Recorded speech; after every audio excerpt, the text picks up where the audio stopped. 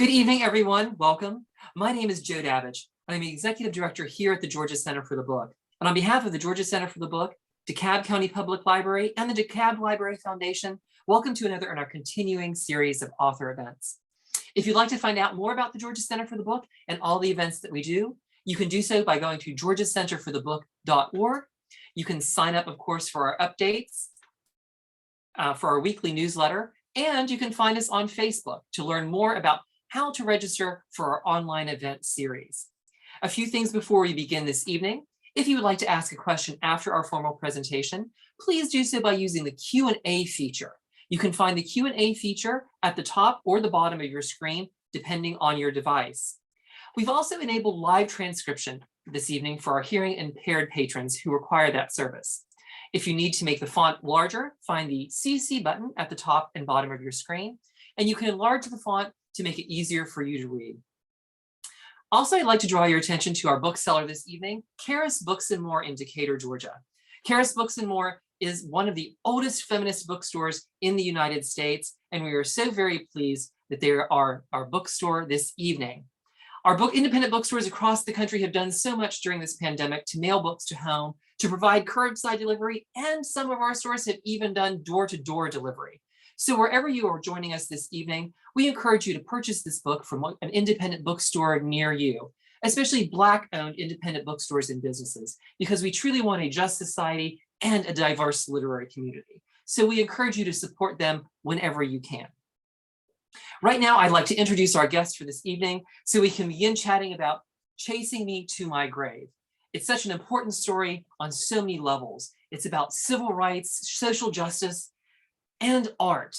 And it's told beautifully by our storytellers this evening, Winfred, Patsy, and Erin, with the foreword by Brian Stevenson. Winfred Rembert was an artist from Cuthbert, Georgia. His paintings on carved and tooled leather have been exhibited at museums and galleries across the country and compared to the work of Jacob Lawrence, Romery Bearden, and Horace Pippin. Rembert was honored by the Equal Justice Initiative in 2015, awarded a United States Artists Bar Fellowship in 2016, and is the subject of 2 award-winning documentary films, All Me and Ashes to Ashes. In the last decades of his life, he lived and worked in New Haven, Connecticut with his wife, Patsy, his widow. He met Patsy in 1970 while he was in prison and doing forced labor near her home in Turner County, Georgia. After 4 years of letter writing, the two married upon his release and moved north, settling in New Haven, Connecticut, where they raised 8 children, and Mrs. Rembert became a longtime advocate. It was Patsy who first convinced her husband to pursue art seriously and to tell his life story visually, using leather tooling skills he'd learned in prison. Now, Patsy is the central figure and his widow in the book that became Chasing Me to My Grave. Erin I. Kelly is a professor of philosophy at Tufts University. She received her undergraduate degree in philosophy from Stanford University, and in further pursuit of philosophy, she then went to Columbia University for graduate study before moving to Harvard University, where she earned her doctorate. Her research interests are in moral and political philosophy and the philosophy of law, with a focus on questions about justice. She is the author of The Limits of Blame, Rethinking and Responsibility. We are also pleased to join by this moderator this evening, Peniel E. Joseph. He is the Barbara Jordan Chair in Ethics and Political Values at the LBJ School of Public Affairs and Professor of History at the University of Texas at Austin. He has written several previous books on African-American history, including The Sword and the Shield, The Revolutionary Lives of Malcolm X and Martin Luther King Jr. We are so very honored to have all of our guests here this evening talking about the amazing art of Winfred Rembert. Right now, I'd like to turn it over to our moderator to begin our discussion. Peniel. Thank you. Thank you, Joe. Very briefly, it's an honor to be here with Professor Kelly and Patsy Rembert. This book, and I'll show it again, Chasing Me to My Grave, an artist's memoir of the Jim Crow South, forward by Brian Stevenson, Winfred Rembert, as told to Erin I. Kelly, is really an extraordinary work, not just about civil rights, but really about the history of racial slavery in the United States and its aftermath. It sets up the post-Reconstruction South that Winfred Rembert lived in, the poverty that he lived in, but also the joy and the traditions and the food and the folkways that he imbibed in Cuthbert, Georgia. It tells a very interesting story about the arc of a man's life who happened to be this extraordinarily talented artist, and the trials and tribulations he goes through. 7 years on a chain gang, Reidsville State Prison. And in that context, this is a must read for all those who are interested in mass incarceration, who are interested in decarceral studies and prison abolition. So it really stands alongside of the works of Michelle Alexander's The New Jim Crow, Brian Stevenson's Just Mercy, as these really integral reads that really shed light on racial injustice, but also the problems that we have within our democratic system and society. So without further ado, I want to pass this over to Patsy, who is gonna, no, Erin, are you gonna read the, Erin's gonna read a couple of paragraphs from the preface, and sort of, we're gonna talk to Patsy about what it means and sort of getting a flavor of who Winfred was. Okay. Great. Thank you so much, Peniel. That was a really helpful, beautiful introduction. I'm just going to read two paragraphs from the preface, and Patsy will comment. So the whole book, let me just say, is written from Winfred's perspective and in his voice, and the text is in conversation with his works of art, some of which we're going to show to you in the next hour. Writing this book has been a lifelong dream of mine. Ever since I was released from prison, I have wanted to tell the story of me. I left Cuthbert, Georgia in chains. It was 1967. I got locked up as a nobody. Prison made sure I was still a nobody when in 1974 I was released. Some people in Cuthbert never knew what happened to me. I want people, especially the people I knew, to understand what happened and why I spent 7 years on the chain gang. Even though I've wanted to tell my story for years, I was afraid to draw attention to what happened in Cuthbert, Georgia during my lifetime and to me. I was worried about whether people would believe me or care, and whether the real people I name might in some way or other retaliate.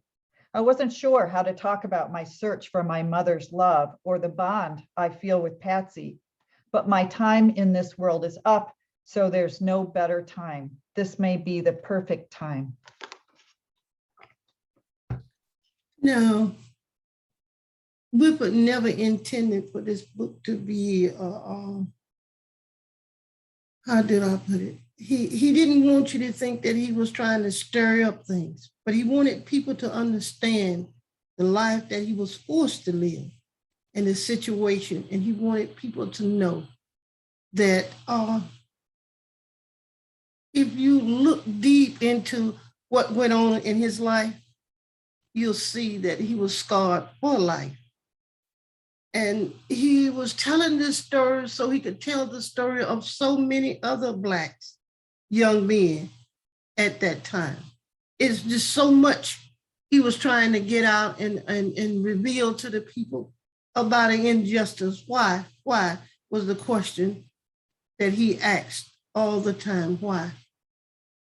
Why is my skin so different that you have to treat me in this manner? And he wanted people to know that he held no kind of ill will. He just wanted to understand why. Why am I being treated this way? And why are we as a people being treated this way? That was the question. He had love for everybody. And his thing, he raised his children to judge you on your merits, not on the skin color or the tone. He had an open heart for everyone. He loved everybody. And that's what I want people to know, that he was not vindictive. he was not after retribution. He was after understanding. Can you give me some kind of understanding why? A country this big, this great, why? It's enough room for us all. Why? That was his sole reasoning for wanting to write this book. Why?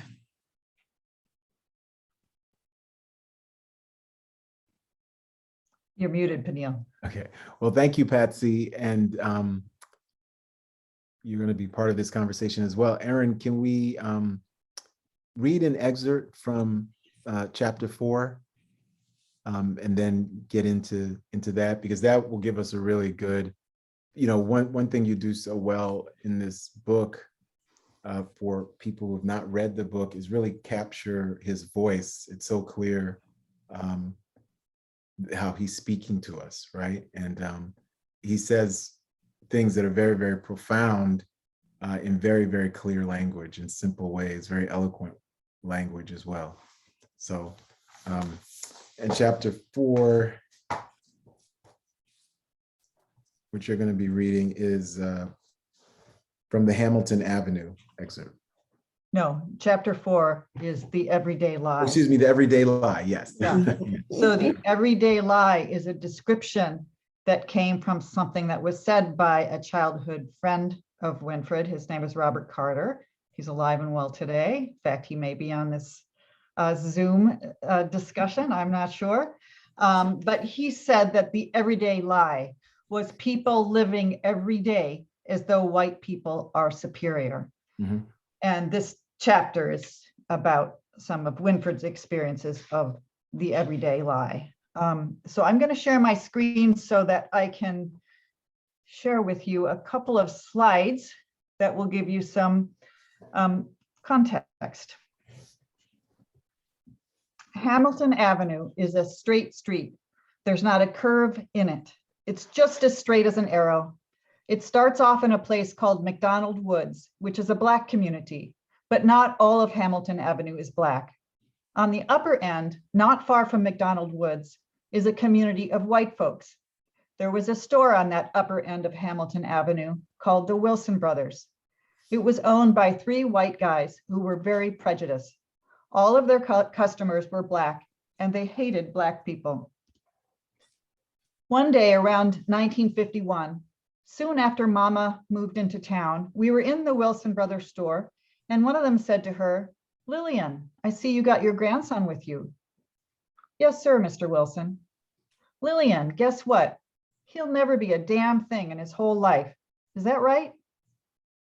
Mama stopped for a second, and then she said, "Yes, sir, Mr. Wilson, that's right."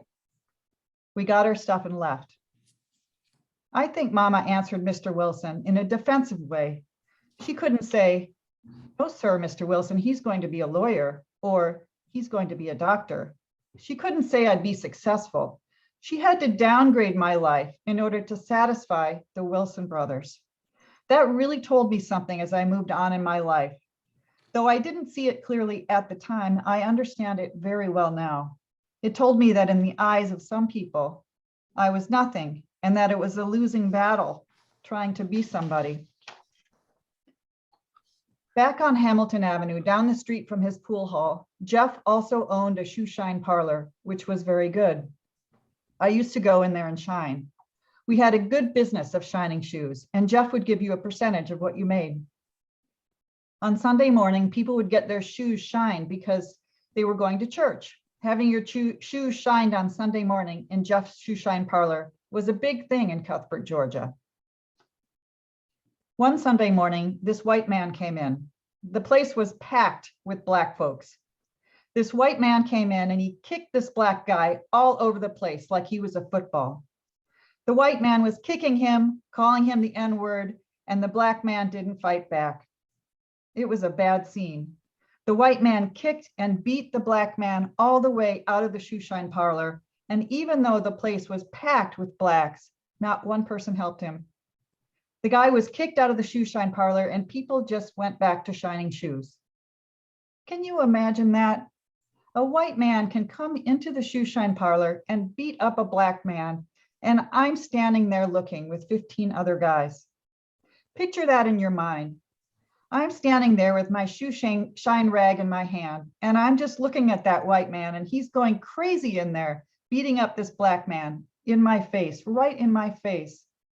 I'm scared to do anything, and I'm looking around for some of those adult guys to do something, because I'm just a boy shining shoes. I'm looking for some of those other black men to do something to stop this man, but they didn't.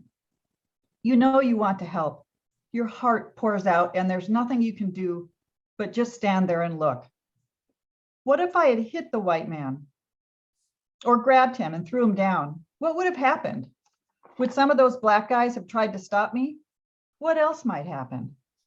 That was just a situation where you couldn't tell what would happen. If I had hit this white man, I would have had some kind of problem. That's the way I was looking at it. And guess what? The people didn't even conversate about it. I carried that with me. I learned something from that.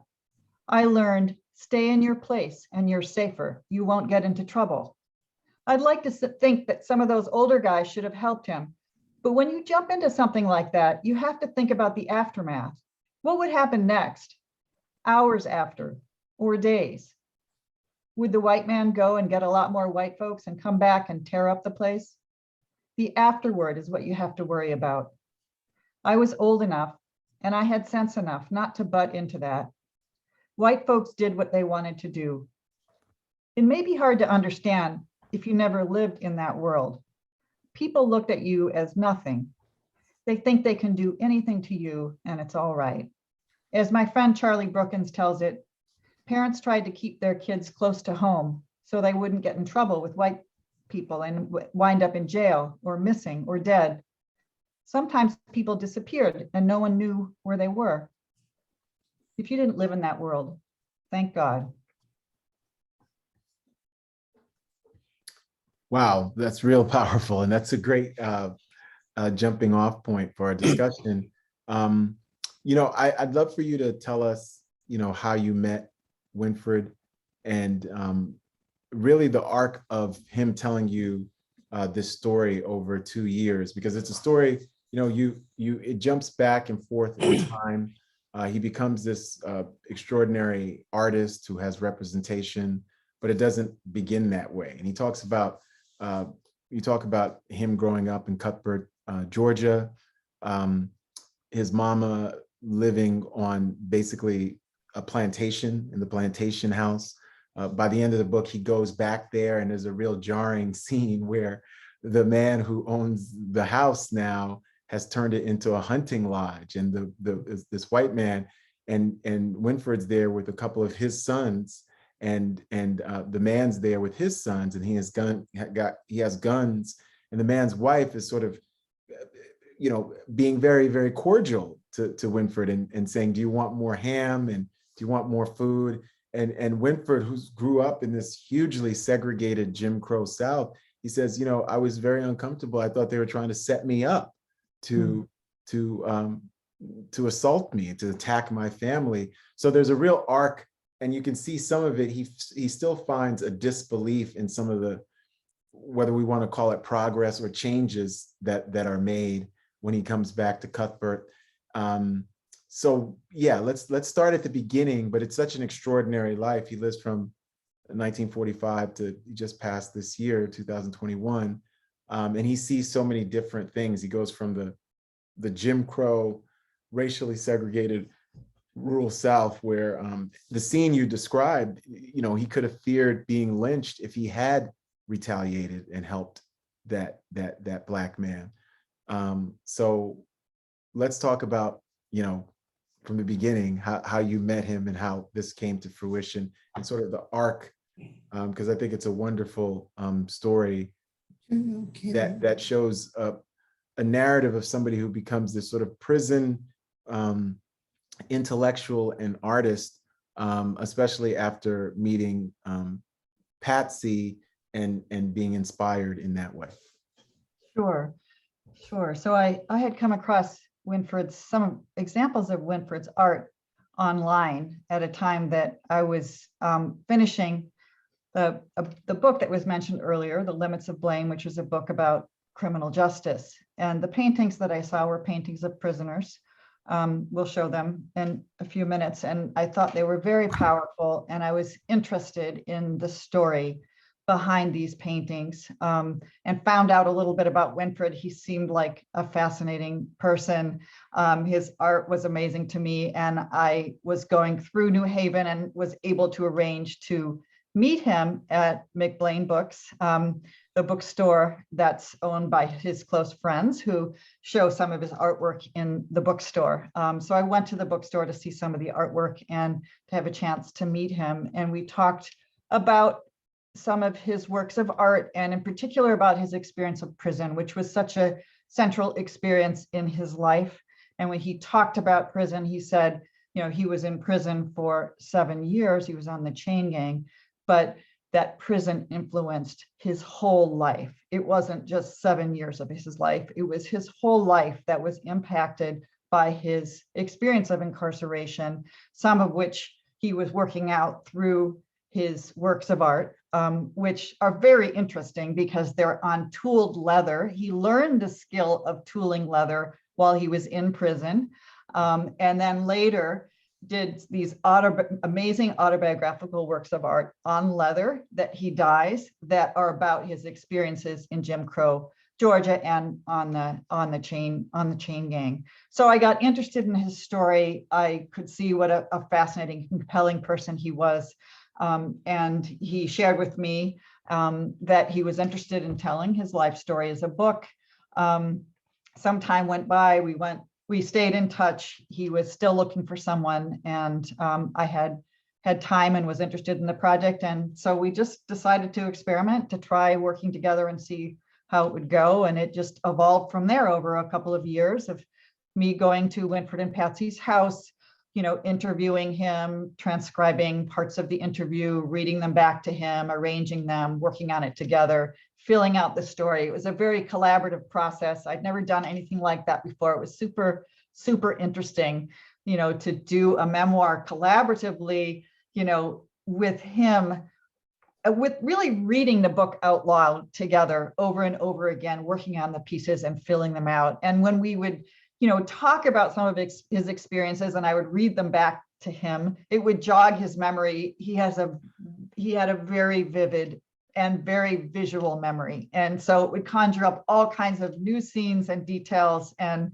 it, you know, we joked that this process could go on forever because his mind was so active that it seemed like it was never done. But we did bring it home and conclude the project in about March 2020, doing some revisions in the following year, and completed it fortunately before, sadly, he died in March of 2021.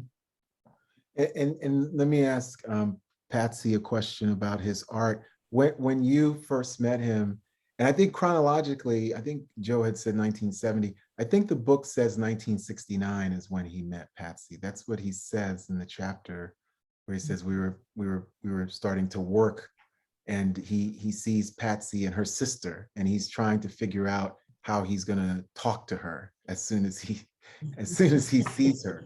And so you know, Patsy, when it comes to Winfred's art, because it seems like, according to the memoir, he's around 51 when he starts to really, you know, deeply sort of engage in his art. When you met him, was he talking about art? Was he, you know, in your correspondence and the letters you wrote to each other over a 4-year period, did he talk about that side of what he was doing in Reidsville, or were there different topics and discussions there? No, he made me a pocketbook whilst he was in jail, whilst he was in prison. And his pocketbook was made from snake hide, and I was afraid of it. That's the only artistic thing that we had talked about. He said, it's a real nice. I said, well, give it to somebody else because I don't want it. But he could draw. He was always drawing things and doing things for our kids. And in the PTA meetings, I got to tell you this. He would, if somebody in the PTA meeting was not suiting him, he would draw them, but he would draw them. They thought he was taking notes. And he would be there drawing them, making them look crazy or mean with a tail. And no one knew what he was doing but me. And I'd hunch and stuff. But he could always draw and he could do it quick.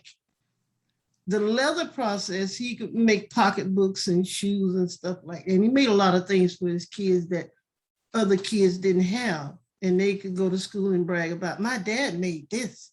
And they was just so proud of it. But he never really thought that his artwork, his drawing would be accepted by anyone, or anyone would be interested in buying anything he done. He didn't see himself as smart as others saw him. Mm-hmm. I just put it that way.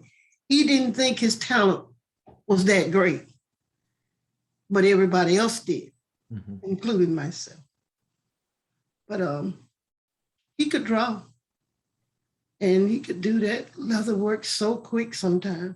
Mm-hmm. He would draw people, but he just didn't take no interest in it, didn't think nobody would take interest in him until his friend Sharon and Phil McBlain, he did a picture for them for a Christmas present. And they sold a picture. He couldn't believe somebody bought something he made and paid that much for. It was a lot of money in his mind, $400 or $300. And at the time, we desperately needed money. And his friend Phil told him, said, maybe you ought to do more. And that's what started his art career. But I had been after him for over 20 years that I thought he should draw. Oh, that's great. I want to ask Erin, both in the book and in your conversations with him over these years, how do you feel Winfred's time in prison? And we can, whenever you want to, Erin, we can show more slides. How do you feel his time in Reidsville, impacted his art, or did it? I know he learned his art there. Who was he influenced by in terms of the art that he did? Because it's really beautiful art, and it's so evocative of a very specific time period that you can feel when you see that art. He didn't really copy. The only thing he ever did was the Kobe rubies that appealed to him, was the Kobe rubies type drawing. Mm-hmm. But he had his own sense of what he wanted to do. He did a picture, he did some drawing back earlier, it was called a backer, the Doberman. And he sent it off. They had this contest and he won. And he never heard anything else about it. They made a cartoon out of it. Whenever you see that, you know that Rembert, he's the one that started it. It's the Doberman. And he did that. But Winfred didn't think of himself as an artist, and he didn't copy other people. He saw things. His coloring and his design came from him. Mm-hmm. It came from him. He was not influenced by anything but the Kobe Ruby's style that Kobe Ruby's painted us and did us with the big lips and the full dress. Mm-hmm. Those were the things that he did, but all of his artwork was strictly from his memory, from what he told me. He had a vivid memory of things that went on, and he tried to reenact it in the artwork that he was doing. And he could visualize it in his head, in the colors and stuff that he used. It was strange to see how he picked his colors and how he picked the positions in which he would put people. And he said that's the way he saw them. That's the way he remembered them. He'd close his eyes. This is what he would tell me. He said, I close my eyes and I place myself back there and I see them doing all type of things. And then he put it down on paper. Mm-hmm. And from the paper to the leather. So that's the operation. He was not an educated person. In fact, he didn't learn to read until he was in prison because he'd been taken out of school in order to work in the cotton fields and was deprived of an education. And as an adult, when he became interested in art, he looked at some art books, but just as Patsy was saying, the genesis of his works of art and his inspiration came from his own experience, his vivid memory, and his own imagination of how he wanted to arrange and portray and express some of his experiences. So it's really coming from within. And I could, should I show you a few examples? So people can, see a bit more. Let's go on from Jeff's shoe shine. So one theme of his paintings is the cotton field, which is his first memory. He said his first memory was of opening his eyes and seeing a white field of cotton when he was on his mama's cotton sack. And you can see him at the bottom of the picture here, riding on her sack, out in the fields with her as she's working. And then as he got older, he was put to work in the fields as well. And he painted a series of paintings, many different varieties of, this really sort of beautiful representation of a scene of toiling and quite great suffering, hardship, which has become, in his artistic expression, something he can share to other people as speaking to his experience, but in a way that opens up a channel of beauty and appreciation through art as well. So here's another picture of the cotton fields. This one's called Caint to Caint. Winfred explained that it was a very long day in the field. You can't see when you get there, and you can't see when you're done. It's dark. That's a long day. So this is a version of representation of one of those very, very long days. He thought a lot about the other people in the cotton fields, remembered them, wanted to commemorate them, to talk about what they went through. And here's a picture of a woman who was pregnant and actually gave birth in the cotton field. And then he describes her going right back to work because she was afraid of what the plantation overseer would think of her if she didn't get back to work. So it's a painful scene, and he's remembering her with actually great fondness and respect, and talks about that in the book. Mm-hmm. We mentioned that he was taken out of school in order to work in the cotton fields. He has very fond memories of his school teacher, Miss Prather, who tried to help him learn. He was very far behind. It was hard for him in the classroom. Here's a picture of her classroom, and he's tending the stove as the wood boy. She gave him a task that would help him to retain a sense of dignity when he was struggling so much to follow the lesson and keep up in school. And so she reached out to him and brought him actually to her home and tried to tutor him to help him catch up. But it was just a real struggle for him. He ran away from the cotton fields. He ran away from the home of his great aunt, who was raising him because he didn't want to have to work in the cotton fields. And he ran down to Hamilton Avenue in Cuthbert, Georgia, which I talked about when we did the short reading from chapter 4 and showed you this slide. It was the Black Street in Cuthbert that was lined with Black businesses and juke joints and pool halls. And it was a great joy to Winfred to discover this community, to become a part of it. Here's a juke joint called the Dirty Spoon, where people would drink, dance, have a good time. And this was a real celebration for Winfred, both to be a part of it and then to revisit it in his memories over the years, including those years in prison when he was in such despair.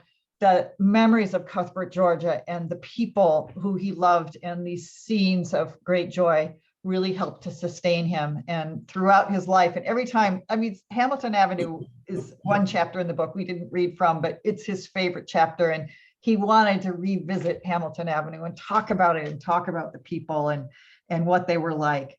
And here's a picture. Let's see. This is Jeff's Cafe, where he worked in the pool room.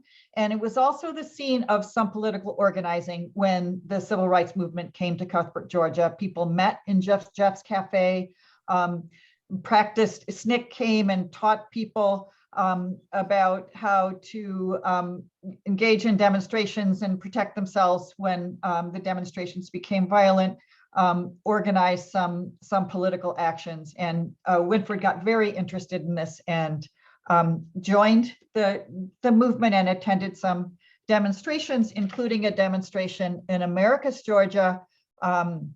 In 1965, there were a number of demonstrations there, part of the Americas movement. And some of these demonstrations turned violent, including the demonstration that Winfred attended. He ended up fleeing, stealing a car to get away from some armed assailants, was later arrested, put in jail in Cuthbert, Georgia, where he sat for almost 2 years, got frustrated, clogged the toilet in his cell and flooded it, and ended up getting into an altercation with the deputy sheriff, who came back to the cell and began to beat Winfred. There was a struggle and Winfred actually escaped from jail and fled, was later apprehended, had been betrayed by people he turned to for help, was apprehended again by the police, nearly lynched by a white mob, returned to jail and sentenced to 27 years, 7 of which he served on the chain gang.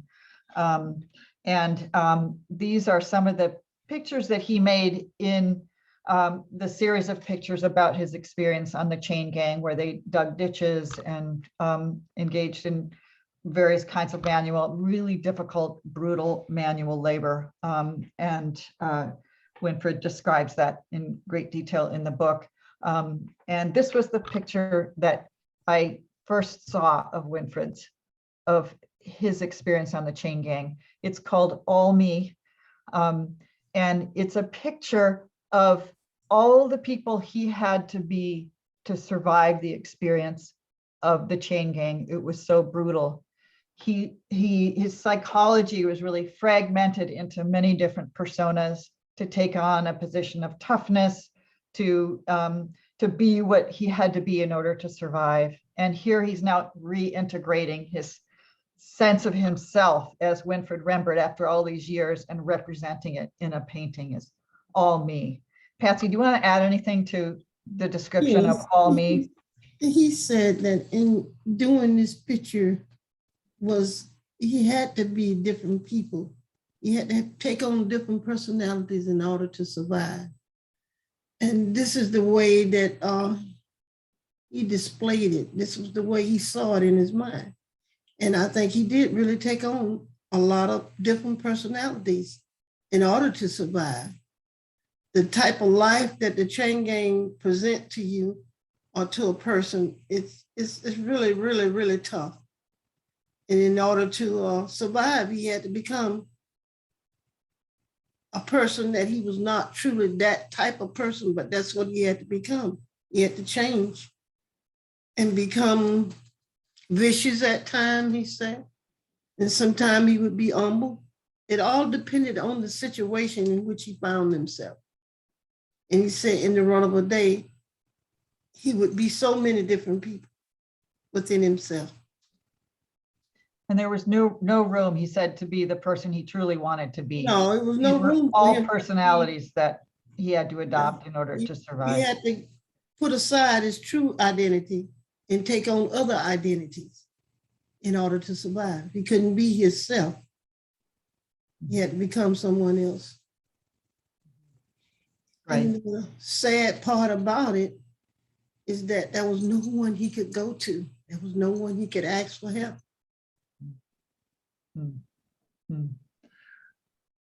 So here's a picture of Winfred representing himself now years later as a prisoner. And this is something like the way Winfred looked when Patsy met Winfred. Yes. When he was on the chain gang. It wasn't in Reedsville. He was transferred to a number of different prison camps around that part of Georgia, Southwest Georgia. So this was at a camp in Ashburn, near where Patsy lived. Is this what he looked like, Patsy? Yes. He was so strong and so just, he was just wonderful in my view. Because I saw him too first, but he was just handsome to me. And I don't know what captivated me about him. He just struck me as a beautiful person that I wanted to get to know. And she did have a chance to get to know him. This is Patsy's yard of her house, where Winfred met her. He was working on the road near her house and went into her yard. This was what the scene looked like at the time he met Patsy. She's there washing clothes on an old rub board and surrounded by her family.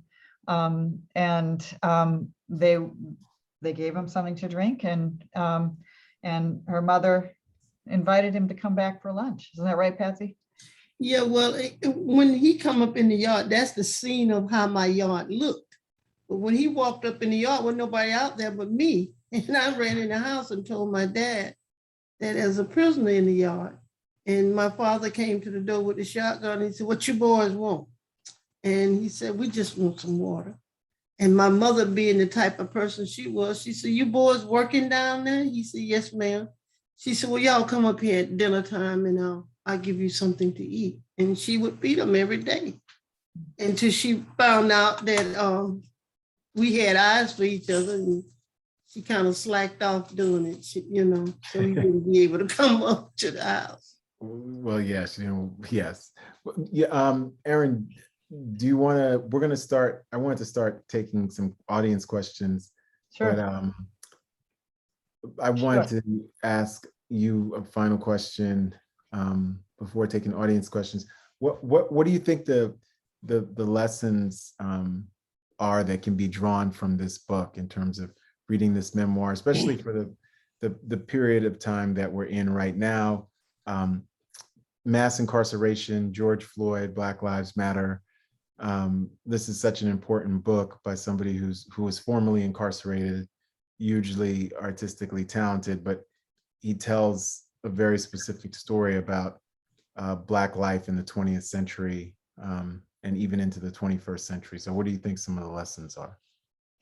Well, I think his story is part of the long history of the carceral state, the use of prison incarceration and law enforcement to control Black Americans, to terrorize people. Mm-hmm.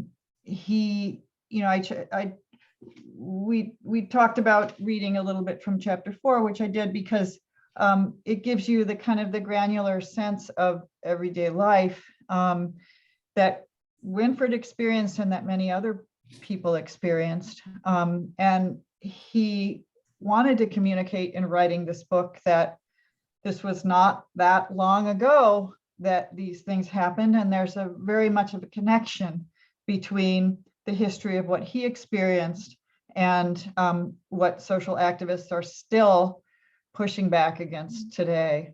And I think he had a real sense of history, the history of the present.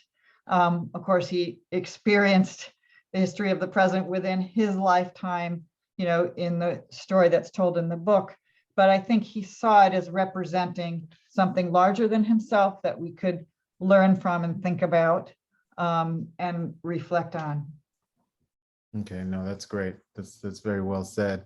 All right, I want to, ask Patsy a final question too. What do you hope that people and readers take from this memoir, and how popular his art is getting and just what his legacy will be?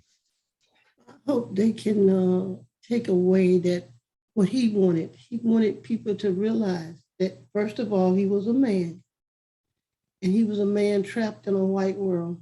Mm-hmm.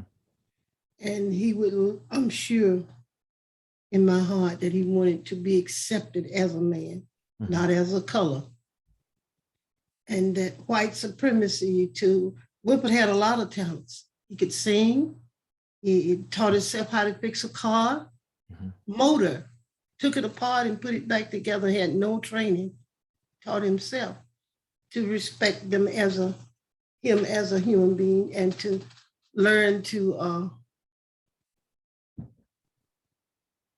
try to learn, I think, togetherness. I think the most thing that he wanted to show was that I'm a man, appreciate me for what I am, not for the color I am, but for the person that I am.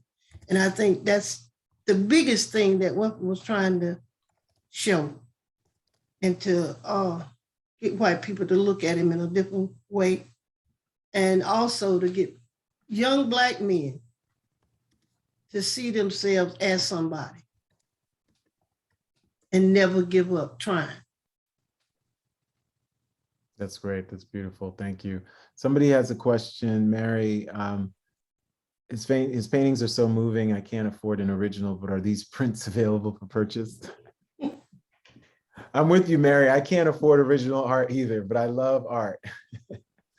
There aren't prints available now, as far as I know. I hope there will be. There is a beautiful set of box note cards and a puzzle of the Dirty Spoon, which is one of the pictures that I showed a few minutes ago that you can purchase from Pomegranate online. And those are, nice representations. And there's so much beautiful art in the book. If you buy the book. Laurel asked that. Are there reproductions? There are over 75 in his book. reproductions. Yeah, there's a lot right in here. So this is a book to get. Yeah. And there's a link in the chat for everybody to purchase. And Bloomsbury just did a beautiful job with the reproductions, put a lot into the book so that they're really high quality, beautiful representations of his artwork, over 75 of them. So I really recommend that as a way to view his art. Stephanie has said that the Dirty Spoon painting is in the permanent collection of the High Museum. Mm-hmm. Mm-hmm. It is. And there are two exhibitions of Winfred's art going on right now in New York City. One is at Fort Gansevoort. I could just share the screen to show share it. Just the details of the exhibit. This is an exhibit that opened on October 8th and will be showing until December 18th at Fort Gansevoort, which is in the meatpacking district of New York City. Mm-hmm. They have it's a beautiful exhibit with many fine representations of his work. And then there's another exhibit at the Adelson Galleries, New York. Patsy might want to comment on this. It's an exhibition of Winfred's work alongside the artwork of his son, Mitchell Rembert, who has taken up the leatherworking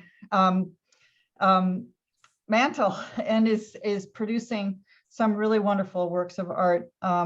And so this is a father and son exhibit in New York City on Madison Avenue that is going on now through early into 2022. Do you want to remark on that, Patsy?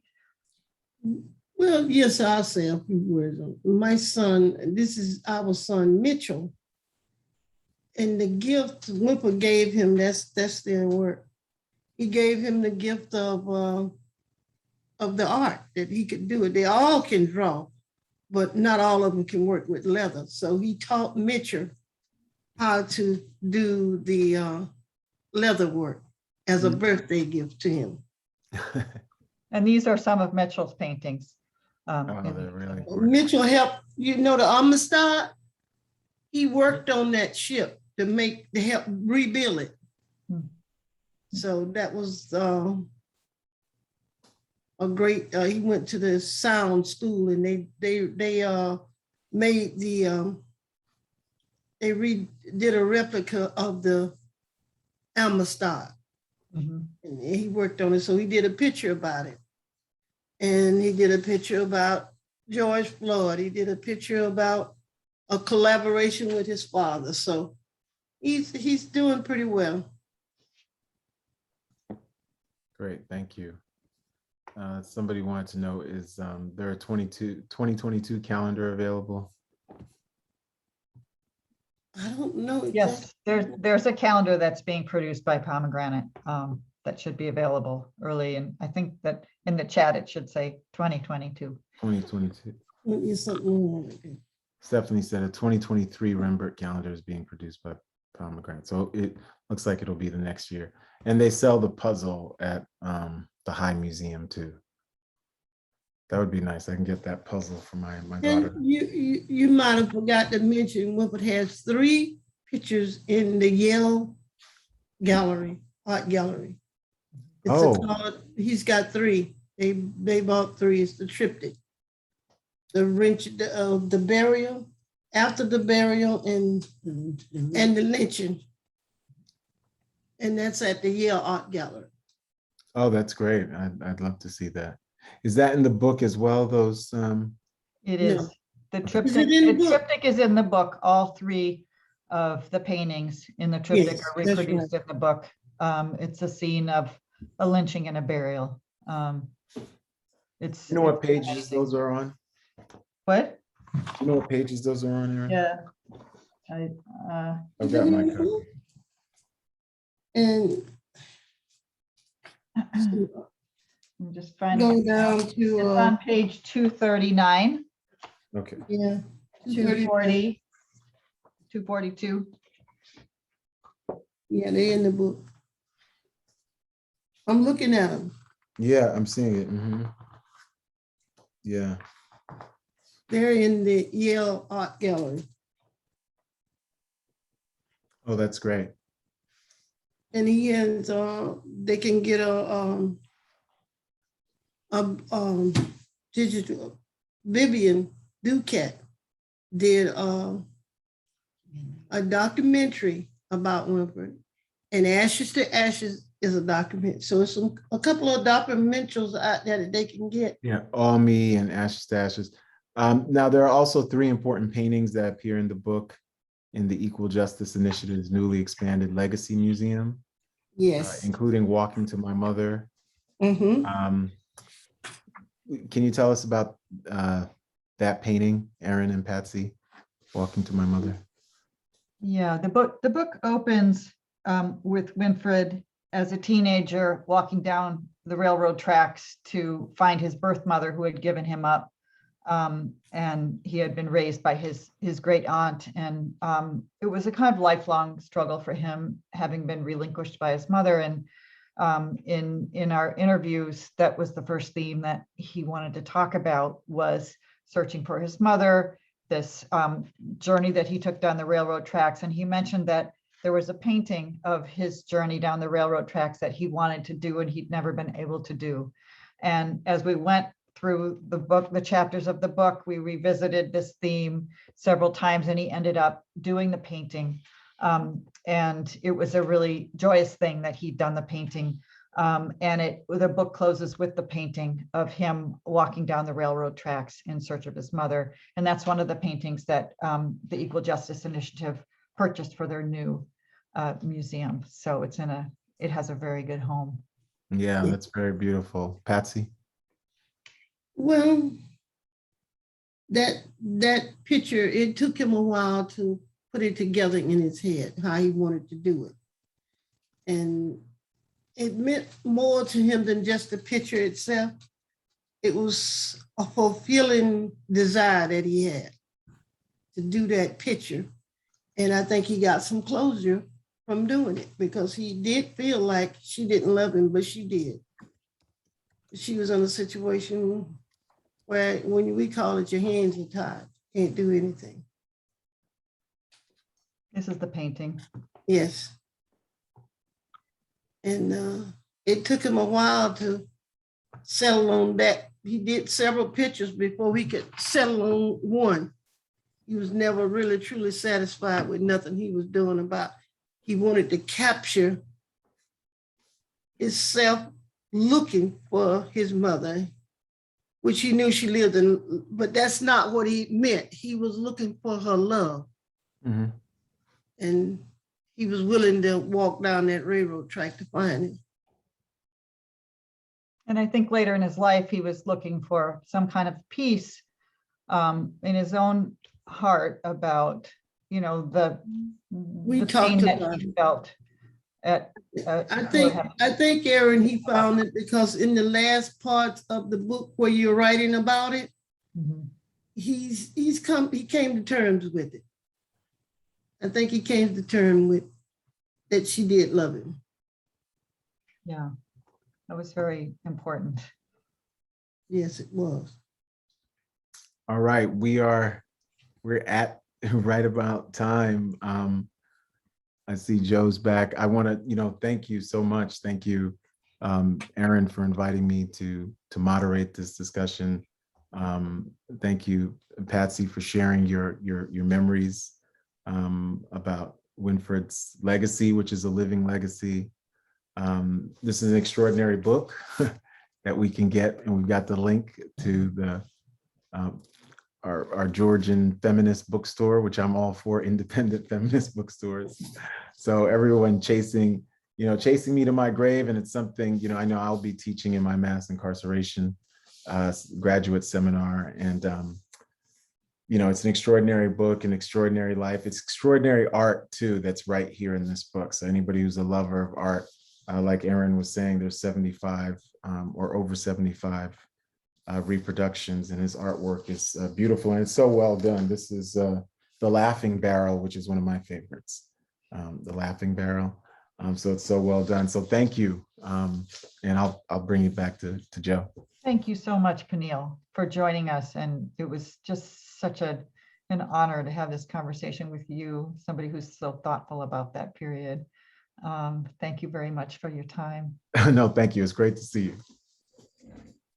Well, once again, thank you to all of our guests this evening, Peniel, Patsy, Erin, for sharing your insights and your time with us about this very important book, not only as a piece of art, but as a text for social justice and what we need to do to move forward, and things that we need to consider. And I'm definitely proud that, this is a book that I can say is done by a Georgian and gives us insight into our history and where we need to go. Once again, thank you to Karis Books for being our bookseller this evening. And thank you all for giving us the time and for allowing us to come into your homes to share this with you. We hope to see you again very, very soon. Have a wonderful evening. Thank you all so very much.